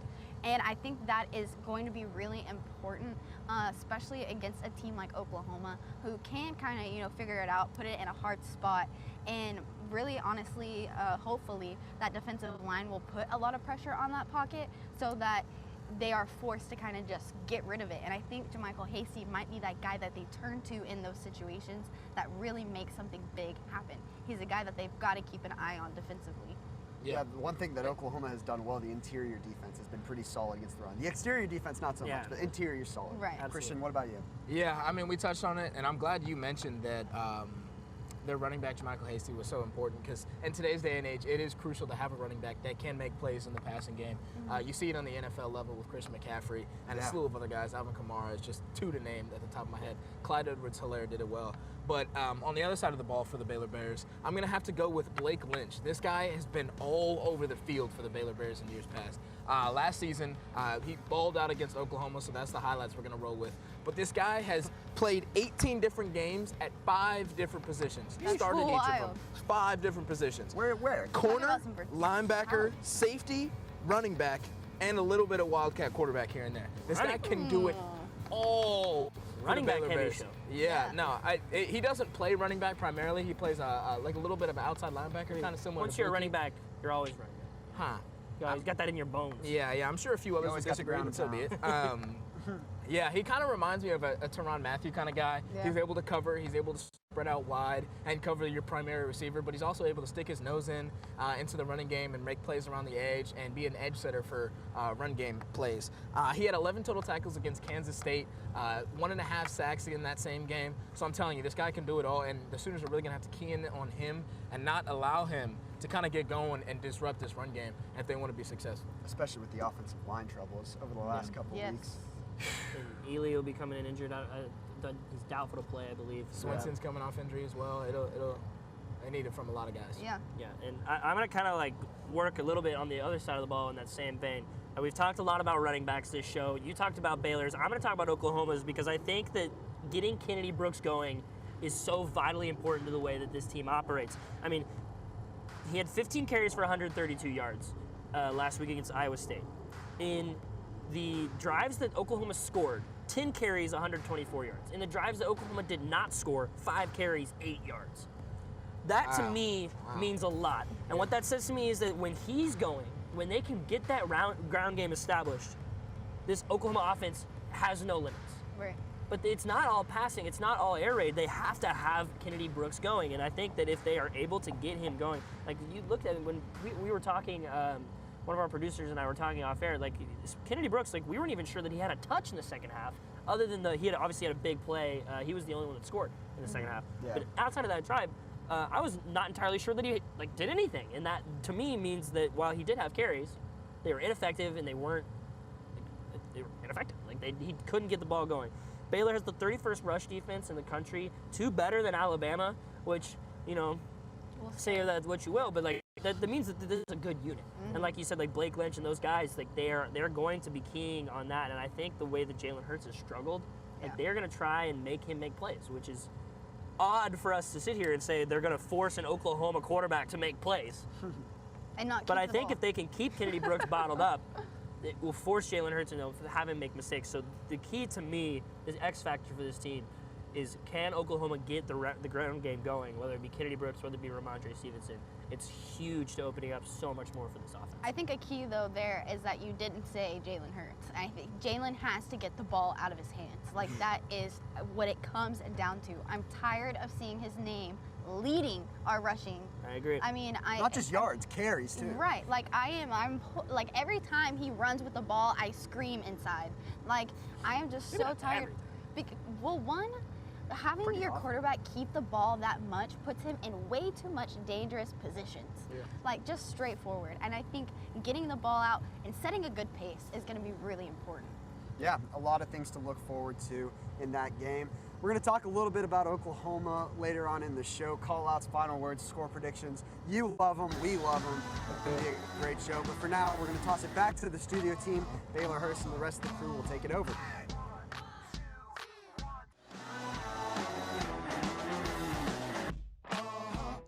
Studio, giving you some more from across the college football world. It is time for Saturday Superlatives. All right, guys, when it rains, it pours. Both Willie Taggart and Chad Morris have been fired from their respective teams. So my question is, guys, who's next? Who is the next up on the chopping block in college football? Oh, man. Baylor, I got to be real with you. I'm going to just take a look here and say right off the bat, it's got to be Clay Helton from USC. For me, that's going to be on the chopping block.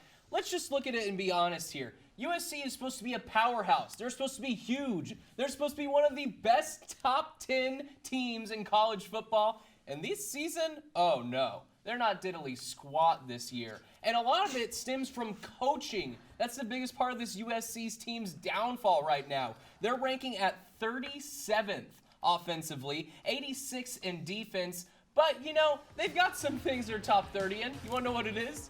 Penalties every single game. Take a look at this real quick. They barely, and I mean by the hair of their chinny chin chin, scratch by against Colorado. And then BYU, BYU goes in and beats them. And you know, BYU lost to Toledo. You're USC. You can't look like that. And then here's Oregon, just absolutely pounding them into the dirt. I think, honestly, you know, when you're at USC, a 3-loss season is considered a dud year to me. And he's about to do that for a 5th straight year. So I think Clay Helton, USC, that's chopping block. That's where we're going. James says goodbye to Clay Helton. What about you, Caroline? All right, so this name's probably not very familiar because there's just not really any success tied to his name, and that is the head coach at Vandy. I've got Derek Mason, and guess what? His seat is hot. It's not only hot, guys, it's on fire at this point. He arrived in 2014 and hasn't had a winning season since. His overall record is 45 losses to only 26 wins. He's 0-2 in bowl games, and he's in the SEC. Something's got to give. You just can't play like that and expect to be successful. And I think the biggest red flag for me at this point is that he's got all of the tools in his toolbox. He's got one of the leading rushers in the SEC, and nothing's really sparking from that team. I think that's probably where I draw the line, is when you've got all of these things going for you and you're not making anything happen with them. They've just brought in a new athletic director, and I just don't see his time lasting very long there. And I think he's more of a coordinator position, but obviously we've seen he's just not making it happen at Vanderbilt. Does it help a little bit that he's in the SEC at all? You know, yeah, I do feel bad because he's got to compete with all of these big teams, but obviously you don't want to be the team that everyone looks forward to playing. Yeah. And that's where they're at. Easy win on your schedule, yeah, exactly. All right, Austin, how about you? I'm going to go with somebody who's a little bit more familiar, and that's Charlie Strong. Now, coming into South Florida, Charlie Strong finished the season at 10-2. And shortly after that, things started to go downhill for him. Now, Charlie Strong, he's making good money there, so I know that South Florida is expecting a lot more from him. But his second season there, he finished 7-6, which is bowl eligible, but it's not what you want to go for. They are currently 4-5, and they still have to play teams like Cincinnati, Memphis, and UCF, who are pretty good teams. So it's very possible that South Florida finishes out at 4-8. And now, if you're paying your head coach pretty good money, I'm sure you're not going to be too happy with him bringing you a 4-8 record. So Charlie Strong, I definitely think that after this season, depending on how it goes, which I don't think it's going to go very good, they're going to start taking that, step. Maybe, we should start looking elsewhere. Who could probably bring us, a better record. But at the same time, he's not meeting expectations, especially, being 10-2 your first season. You're like, oh, we're going to get big things from this guy. But the way it looks now, it's not looking too good for my guy. All right, let's drive on through. There are only 4 spots in the college football playoff, and with so many teams fighting for what it seems to be 2 spots, at least one. All right, so with so many teams fighting for it, only 4 can get in. Which conference, guys, do you think is going to get left out this year? You know, I got to be real with you. I'm going to stick with the conference where my coaching pick came from. I'm talking about the Pac-12. I think no matter how you look at it, the Pac-12 is doing itself an injustice and cannibalizing itself every single chance it gets. Just taking a look, USC, who I think is absolutely garbage, went out and beat the best team in the conference besides Oregon, Utah, a top 10 opponent, so that doesn't make sense to me. Then if you look at the conference as a whole, the toughest game that they've played is against Auburn, which is at best the 4th best team in the SEC, and they lost. So as a conference, that makes you look bad, and also all the usual suspects are looking bad in this conference. Washington State goes down to UCLA in pretty much the craziest game I've ever seen in college football. Then on top of that, later on, we're going to see right now, and there it is. Washington gets taken down by Cal. Everywhere in the conference, I just think it's looking bad, and I don't see the Pac-12 holding any merit to get in the college football playoff. All right, Caroline? I agree, but I wanted to go with a different answer because I'm ready for the Pac-12 to be another top-tier Power 5 conference, but I've got the ACC, and dear God, what is going on in that conference that makes them just so bad? Congratulations! Clemson's back is now about to break from all the weight it is carrying for the rest of the conference. And the bad thing, the sad thing, is that Clemson, one mistake, one loss, that we saw it almost happen early on in the season, they're out, they're done. They've played 0 ranked teams, and Trevor Lawrence is not the Trevor Lawrence that we've seen, and I know we've brought that up a lot of times on this show, but it's just there's one mistake that could happen, and the ACC is out. And we'll get to this later on, but I think Wake Forest is going to be a little bit of a surprise to Clemson, kind of like K-State was for Oklahoma. They're going into the game thinking, you know, we've got this one, we've got the ACC in the bag, but I think they really need to do some backtracking. I believe that Dabo Swinney knows what he's doing, but something's just not going right, and maybe Dabo can sprinkle whatever he's got onto the rest of the coaches in the ACC because something has got to look up for them. It's just weak. We need Dabo to sprinkle in. All right, Austin.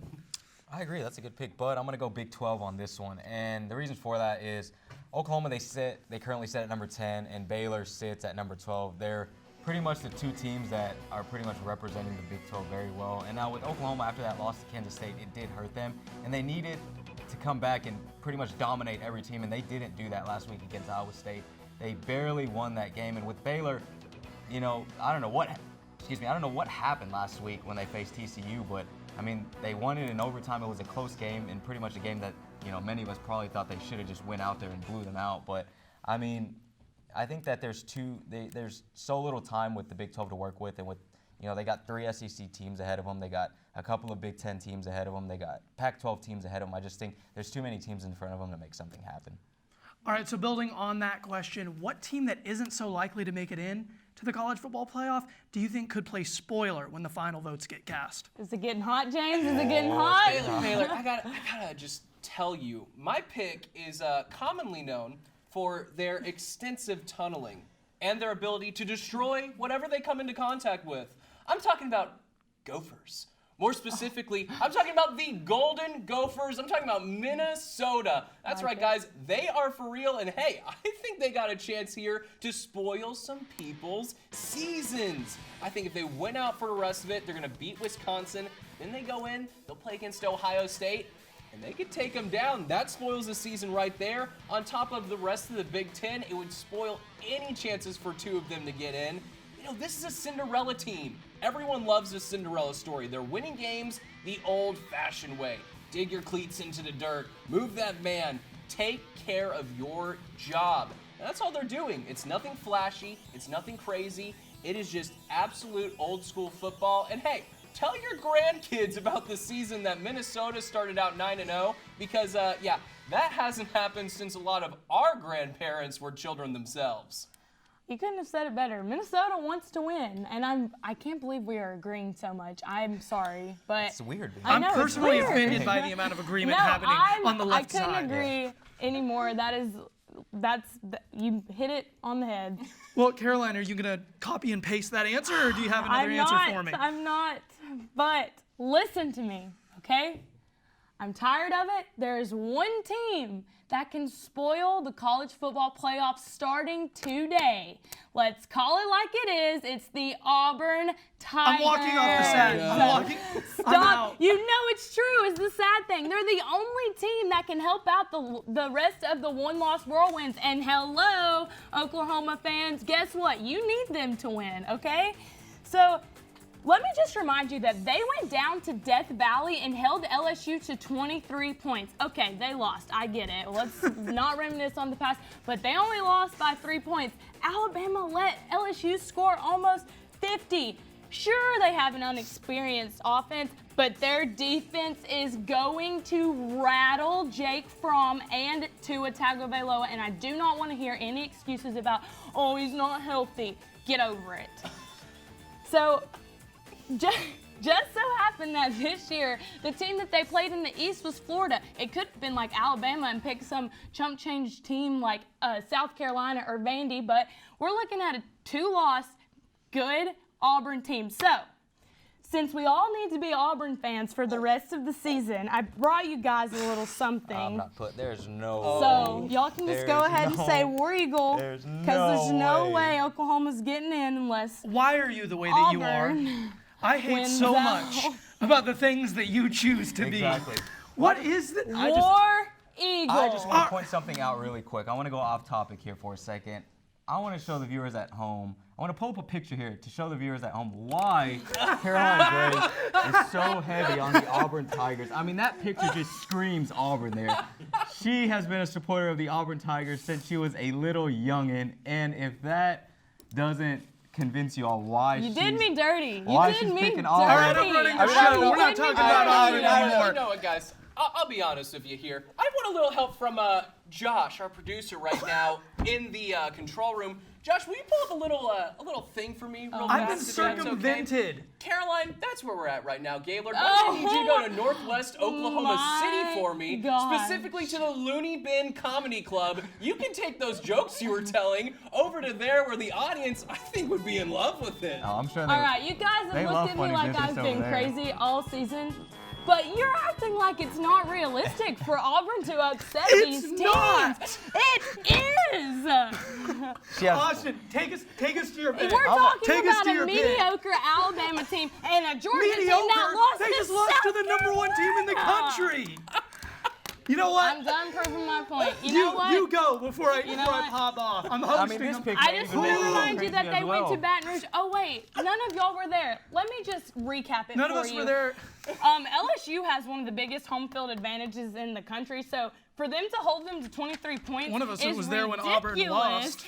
I said Auburn One lost. of us was I'm sitting not there when claiming Auburn that they didn't, lost. but if I listen, Live shot and do you want everything. Oklahoma to be in the playoffs? Then I No, say it with 'cause me. we'll lose. War Eagle. Give us a New Year's Six bowl.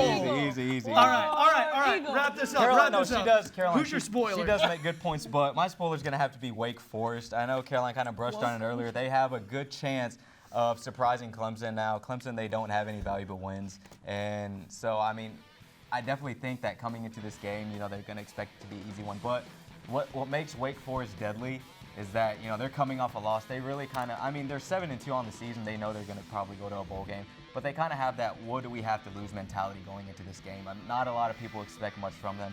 And when you kind of have that mentality, you're dangerous. You go in there, you're really not scared to pretty much test new things and try things that could potentially win you the game. So I definitely think that they have a really good shot at winning this game here today. I know it's at Clemson, but if I had to pick someone, I definitely think that Wake Forest has a good chance at ruining Clemson's playoff hopes. All right, well, that's all we've got for now. When we come back, you'll be back out to the remote team. They'll break down the game, and we'll see you in a second. Keep the TV on.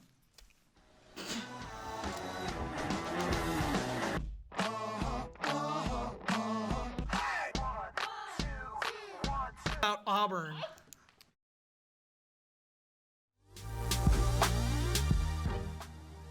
What's up, Sooner football fans? Welcome back to Gameday U. Parker Thune here outside McLean Stadium alongside Baylor student media member Drake Toll. Drake, thank you so much for taking the time. Yeah. Now, obviously, this is a huge game tonight for both the Bears and the Sooners. Baylor kind of in a unique position. A lot of questions surrounding their legitimacy, but then again, they're an elite company because they've managed to do what only other 4 teams across the nation have, other than the Bears, of course, which is win every single game. So, what do the Bears have to do tonight to keep that unblemished record intact? Well, you said it, the Bears have won every game so far, but they've looked as bad as they could in doing it. A lot of games that are really close. It's been a roller coaster all season. I think tonight's key is the defense. Baylor can go down at halftime, 17-10, even 17-7. They're a second half, fourth quarter team. As long as they keep that gap close going in late into the game, they've got a legitimate shot at winning. I think that's the key. Defense, especially late, and then Baylor's offense is going to have to step up. They can't outshoot Oklahoma, but they can play defense at a next level and try and stop one of the best offenses in the country. Who's one player tonight for Baylor that you got your eye on? You got to have your eye on Denzel Mims, the best receiver on this team. I'm sure you guys have talked about him.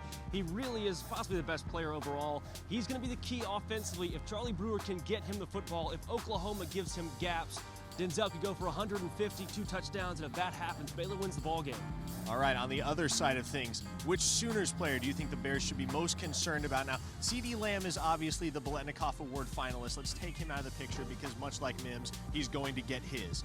Who beyond C.D. Lamb on the Sooners offense do you think that the Bears are going to have the most trouble contending with? Can I say everyone? I mean, it's an Oklahoma offense. It's one of the best in the country. And I do think that starts with what Jalen Hurts is able to do with the football. Not only is he great through the air, but he can run. Kurt Herbstreit talked about it earlier last week. He said when you have a quarterback who can run the football like that, it adds another blocker. It's a whole new aspect. Now you have 10 guys in the field to block, a hat on a hat with a quarterback, and the way that he's able to move with his legs, it's outstanding. And that's a key for Baylor's defense, too. You got to have guys in the secondary that step up and are able to stop him because Jalen Hurts is going to get to the secondary. Can you slow him down? He's probably the player to watch aside from C.D. Lamb like you talked about, but I think C.D. Lamb is the best player in this conference. Going to be a fun and intriguing contest tonight. Kickoff is at 6:30. Now back out to the waterfront where Sam is standing by with William, Christian, and Shiloh, guys. Welcome back to Gameday U. I'm your host, Sam Brown, here with our remote team in Waco, Texas, outside McLean Stadium. Our final segment of the day, call-outs, final words, score predictions. Like I said, you love them, we love them. But before we get into those, I want to really briefly touch on Oklahoma's schedule. Every member on the team talks about not looking ahead to the next matchup. Yeah. But as we've said several times on this show, we're not on the Oklahoma football team, so we're going to go ahead and look ahead. What? Yeah, I know.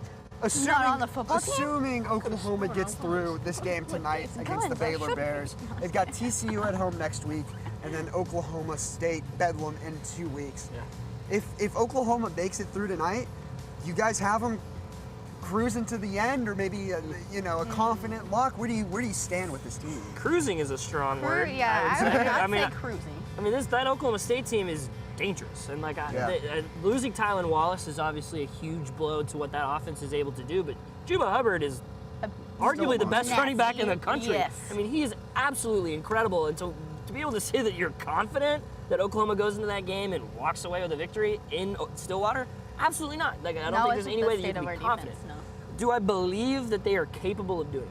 Absolutely. Oh, yeah. Well, yeah. It really just depends. I mean, this team has been very Jekyll and Hyde all year, and it really just depends on whether or not they're going to be able to be Jekyll or Hyde. Yeah, I mean, we seem like we seemingly glance over TCU, but you're right. We completely skipped them.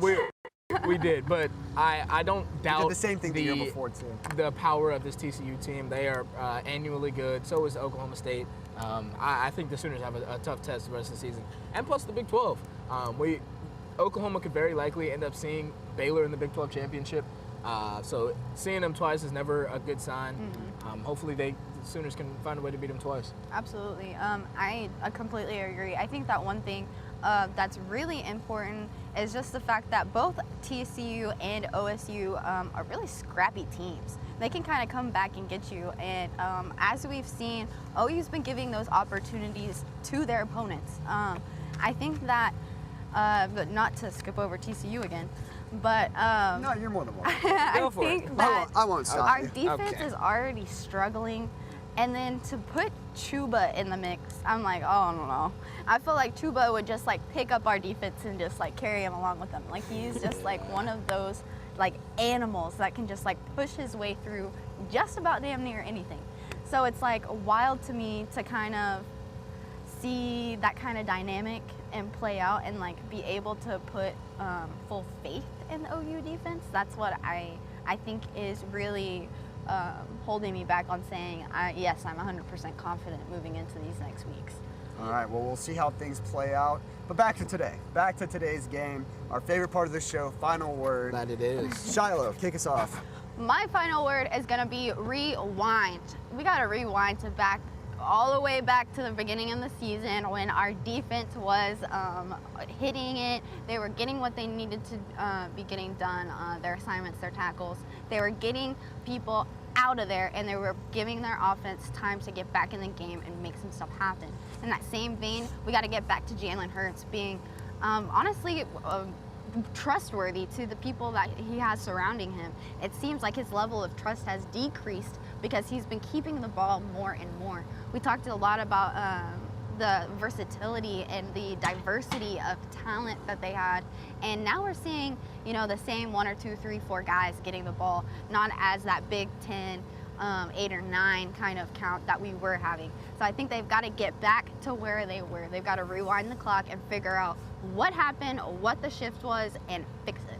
Yeah, and Charlotte, to your effect, I really think they were performing extremely well to start the season. Yes. And I'm not sure where the play started to drop off, but that's going to have to be my final word. It's going to be perform. The Sooners are going to need to perform tonight here in Waco, Texas. It is crucial that they get back to the ways of earlier in the season where they're putting up 50 points a game and they're really shutting down opposing offenses and not really giving them the opportunity to shine. The Sooners are going to need to perform in the very fundamental aspects of football, making tackles, as Parnell said earlier in the show. Really forcing the offense to get off the field in third down. So I'm going to need to see the Sooners perform and get back to their ways of earlier in the season. Yeah, I agree with that wholeheartedly. And for my word, I'm going a little bit off the books. My word is whelp. And for those of you out there that might not know what that means, it's kind of a combination of well and crap. Because this, when you watch this team play right now, really any word that ends in a P. When you watch this team play right now, you watch them, and at the end of that Iowa State game, all you could say was, "Well, crap. What do we do now? Like, what are they gonna do now? What in the world is this team gonna do?" And we'll get to my call out in a second, which feels a little scandalous to me, but this team has got to figure it out. The team that we saw play against Texas Tech, against UCLA, against West Virginia, against Texas even, is not the team that is playing right now. Nope. And they've got to get back to that team if they're going to do anything worthwhile this year. Big 12 championships are not given. They're taken. They're not taking anything. Yeah, they are taken. And that leads me perfectly into my final word, which is decide. And this is really kind of call out 1A. I've got call out 1B later on, but as a message to the entire team, you decide how your season pans out. Alex Grinch said earlier in the week, where there are plays where maybe the players decide they don't want to tackle, they don't want to make the play. You decide whether you're going to make that play or not. But just know that that team tonight, is going to take advantage of it if you decide not to tackle, if you decide not to make that play, decide not to put in the extra effort, if you decide to hold the rusher, whatever it may be. The fate of the season is in these players' hands. Make the right decision, yeah? That's all I'm saying. Make the right call. It's simple as that. All right, call outs. Who are we calling out today, Shiloh? I don't know if mine's as scandalous as Sule's is going to be, but I feel like it's right on the money with everything that I've been talking about so far. I've got to call out Kenneth Murray. I mean, you kind of talked about it earlier whenever we were saying that the level of play really shifted after Texas. I mean, in that game, he had 5 solo tackles and 1 sack, and he played nasty. I mean, he was taking people out left and right. And then now, more recently, against K-State, 3 solo tackles against K-State. That's ridiculous. He had 6 against Iowa State, but still, I mean, just that level of play is not there. That meanness, that grittiness that you want out of a linebacker, I don't see that in him anymore. I don't know where that passion went, but I feel like he is not on the same A game. He's been missing assignments. He's been missing tackles when it really means the most, and he hasn't been flying around in that quick, fast pace like we've been seeing him do. And I need him to get back to it because this defense needs their leader to be leading them by doing what he wants them to do. Yeah. And I mentioned earlier how I needed Jalen Hurts' play to improve. and kind of get back to what we saw at the beginning of the season. And that's going to be my call out for this afternoon. It's going to have to be Jalen Hurts. Jalen Hurts really has got to step up his play to the play we saw from the beginning of the season. It seemed like in the beginning of the season he was able to hit a plethora of receivers, a plethora of running backs, and really get the ball out of his hands to let his playmakers shine. Now, it's just the Jalen Hurts show, and it's not a good one at that. It's getting 5 out of 10 ratings on Rotten Tomatoes. It's been porous to date. 50%. That's pretty bad. Especially the interception at the end of the game against Iowa State. You got to realize you are down 7, and you cannot throw a ball on the boundary to basically to an Iowa State receiver almost. I wouldn't even call him a corner. He threw it to him like he was a receiver. Jalen Hurts has got to improve his decision making. He's got to get the ball out of his hands and under 3 seconds as a quarterback. And as a signal caller, you've got a play clock in your head. That is 3 seconds, and he's holding on to it way longer than that. Be more secure with the ball. You're the commander-in-chief of this offense. Let's see it. Yes. Speaking of commander-in-chief, I'm going to get to my call out. Lincoln Riley, for the second straight week, I'm calling you out for the exact same reason that I called you out last week. This is a crucial portion of Oklahoma's schedule, and you failed this team last Saturday. At the end of the day, it comes down to coaching. If you're the head honcho, if you're the commander-in-chief, you have to be getting your troops ready to perform. Speaking of Christian's final word, they're not performing the way that they're supposed to be. They're getting these big leads. They're not finishing games. Blowing a like our producer said before we started recording, Oklahoma has never blown a 21-point fourth quarter lead, and they tried their best last Saturday. No kidding. It's unacceptable. And I think that if Lincoln Riley has been an untouchable part of the Sooners' struggles the last 3 years, and the last 3 weeks they've been struggling. And if you are going to be the head coach, and if you're going to take responsibility for the wins, you have to take responsibility for the struggles. So I'm calling you out, Lincoln. Get these guys ready to play against an incredibly tough challenge against Baylor tonight. Yeah, and one thing Lincoln Riley has admitted to struggling with in past weeks is finding the running back situation, figuring that out, which leads perfectly into my call out. Kennedy Brooks. Now that Trey Sermon is gone, Kennedy Brooks is the guy. You are the guy. Against Iowa State last week, you look at the first drive of the game. The first 5 plays the Sooners ran, run plays to Kennedy Brooks. The offense got going. In the second half, other than that long touchdown, like Sule mentioned, I couldn't even tell you where he was on the field. This is his opportunity to shine. He had a little bit of chances last year as he emerged, and Trey Sermon and him were splitting carries. But this is his running back room now. Ramondre Stevenson needs to step up, yes, no doubt about it. But this is Kennedy Brooks, his starting job to lose. And if he doesn't step things up, if the offense doesn't find creative ways to get involved, Kennedy Brooks is going to have a long rest of the season, no doubt about it. All right, exciting game tomorrow. College Game Day is going to be making their predictions pretty soon, but we're going to go ahead and make ours now. Shiloh, who comes out on top and what's the score? Oh, I'm going to put OU on top. A little nervous saying that, but we're going to knock on some wood and go with it. I think it's going to be a close game. I think a field goal will separate these two teams today. I'm going to say OU takes it 45-42. I mean, we said it all day long. Tonight's game is going to be definitely the game of the Big 12 conference so far. I mean, it's going to be a close one. You're going to be on the edge of your seat, biting your nails the whole entire time. Absolutely. And that's exactly what I've got. Yeah, I'm extremely excited to see it tonight. I said it earlier in the show, but as we get closer to kickoff, I get that much more excited. I'm gonna have to go with the Sooners coming out on top of this one. I really think they are understanding of how important this game is and how vital it is to their chances in the playoff. I'm knocking on wood that they understand that, and that's why I'm gonna have the Sooners coming out on top, 41-30. I do think it'll be a close contest for the most of the game, but we got to remember Baylor has had some close games with some very teams like West Virginia, TCU. Don't get me wrong; these teams are good, but Tech was a close one too. Yeah, Tech was a close one as well. I really don't think that the Sooners should leave this as such a close ball game. That's why I'm going to have the Sooners coming out on top, 41-30 at the end of the day. No, yeah, I'm with both of you guys. I think Oklahoma wins this game. I am the least confident in this game as I have been in any of the other ones. Which is reflective in my score. I mean, it's a 10.5-point spread, but to me, it's going to be closer than that. And I think you're right. There's going to be one final drive that decides this game, and I think it'll come down to Oklahoma taking it 48-45. I I would love to not be that stressed later today. But I think that this game is going to be incredibly tight, and I think it's going to be easily, like you said, the Big 12 game of the year. So 48-45 is my final score, OU on top, but I could easily see it. It's going to come down to the fourth quarter. It could go the other way.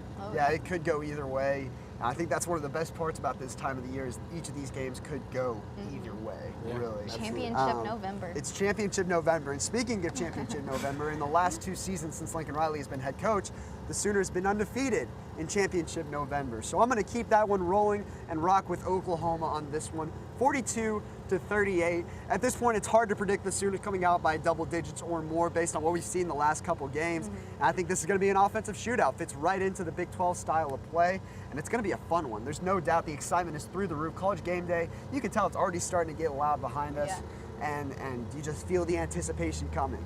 And tonight at 6:30, Oklahoma and Baylor will take each other on here at McLean Stadium. A gorgeous view behind us as we leave you with this show as we toss back to the studio team. Guys, who's gonna go jump in the ponds? Anybody? Yeah? I'll go. It's hot. I'm down. It's hot. Let's do it. Let's get these mics off. Let's get these mics off. All right, we're gonna take the mics off, wrap the show up, toss it back to the studio team. Baylor and the rest of the team in the studio will have their picks for some of the national games. But that's going to do it from us from Waco. We'll see you in the pond here in a little bit. And Baylor, take it away.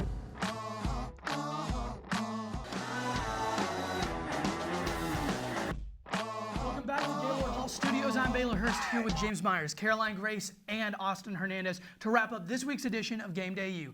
Guys, it's time to make your picks from the biggest games of Week 12. First up, we have Navy and Notre Dame, a rivalry dating back to 1927. Navy visits South Bend to take on Notre Dame, and it's the first time since 1978 that both teams are ranked heading into the matchup. But these two teams are headed in very different directions as of late. Navy is on a 5-game winning streak, and their only loss of the season came at the hands of number 18, the Memphis Tigers. Meanwhile, Notre Dame hasn't looked like the same team since taking a 45-14 pounding from Michigan last month. The Irish will have to play without defensive end Julian Okora. He's gone for the season with a leg injury, and that won't do them any favors in containing Navy's triple option offense. However, Notre Dame still has Ian Book and a home field advantage.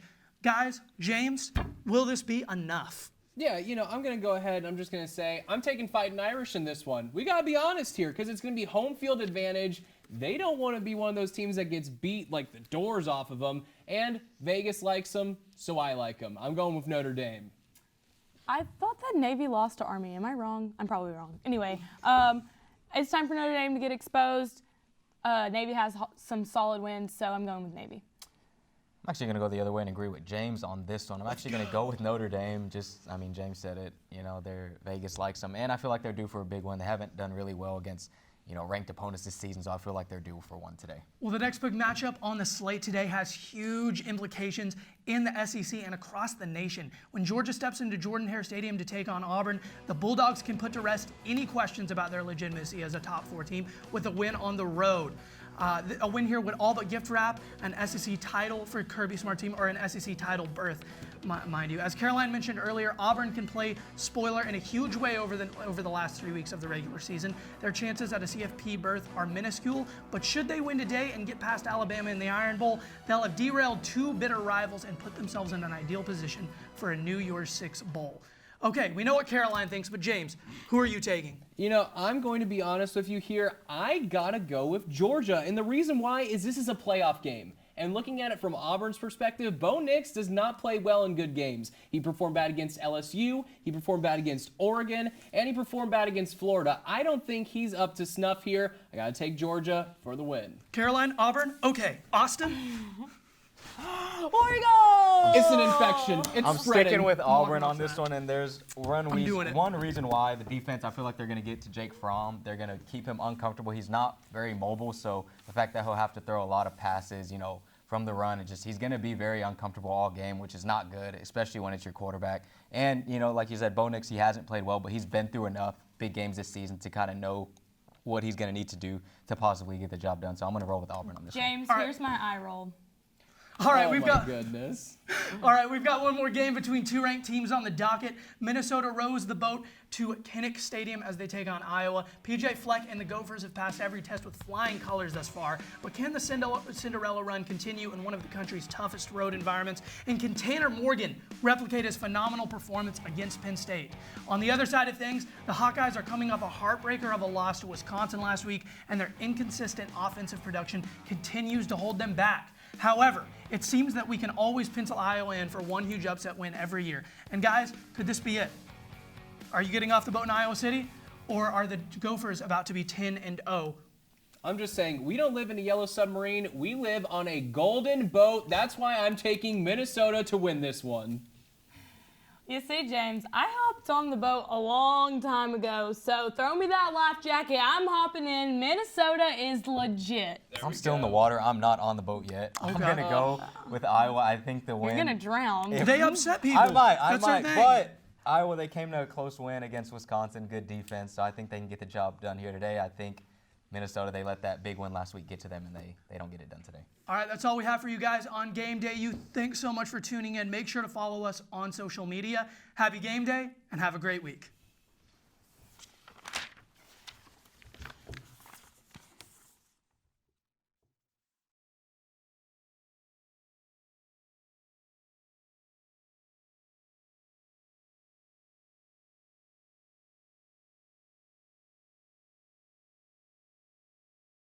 In the college football playoff at this point. They're not a consistent team, and they're going to get blown out of the water. That's my hot take. It's a hot I guess take. we can leave you out on that one. I mean, I wouldn't be shocked if Baylor beat us. Exactly, exactly. You know. But we have Jalen Hurts. Oh, because he's just supposed to save the day, right? He is a less talented. I think we kind of he's a forget more our athletic team is Jimmy so Garoppolo, a young. less talented Cam Newton. You know, Baylor, I if can't Cam tell Newton if you're and supposed Jimmy to be Garoppolo a had a host today baby. or an analyst. Well, I think we need to clarify. I mean, I'm okay. Well, that's actually all the time we have for this week. Catch you guys next week.